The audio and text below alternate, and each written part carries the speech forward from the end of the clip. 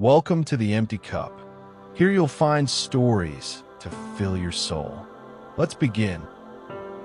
A young physician in Tokyo seeks something more than medicine can offer. He wants peace, clarity, freedom from the fear that lingers in every breath, especially death.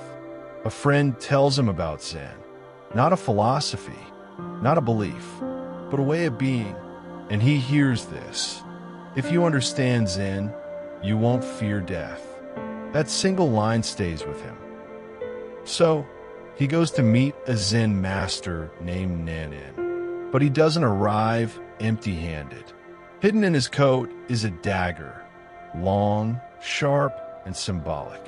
He wants to test the master. If the teacher fears death, what good is his Zen?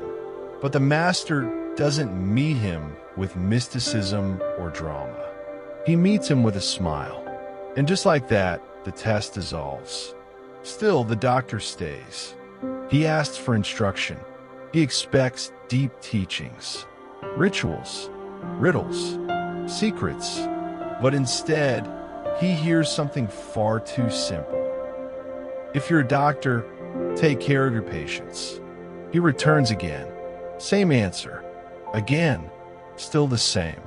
Frustrated, he nearly walks away. That's when the master finally offers a koan, a puzzle without a solution. One meant to break the mind's need to understand. And so the doctor begins to wrestle, not with Zen, but with himself. Days become years. The question haunts him. Then slowly, the question fades. So do his fears.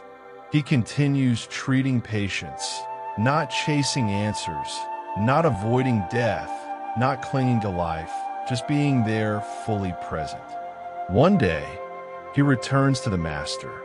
No questions, no complaints, just a quiet presence. And the master smiles. Nothing more needed to be said. We spend our lives chasing answers. Books, mentors, philosophies, promises of certainty. But Zen doesn't hand you peace like a gift. It strips away the need for it. The young doctor didn't find freedom in a teaching. He found it in service, in surrender, in showing up fully for life, with no need to escape death. Sometimes the deepest truths don't come from what you learn. They come from how you live. Thanks for watching. If the story spoke to you, come back anytime.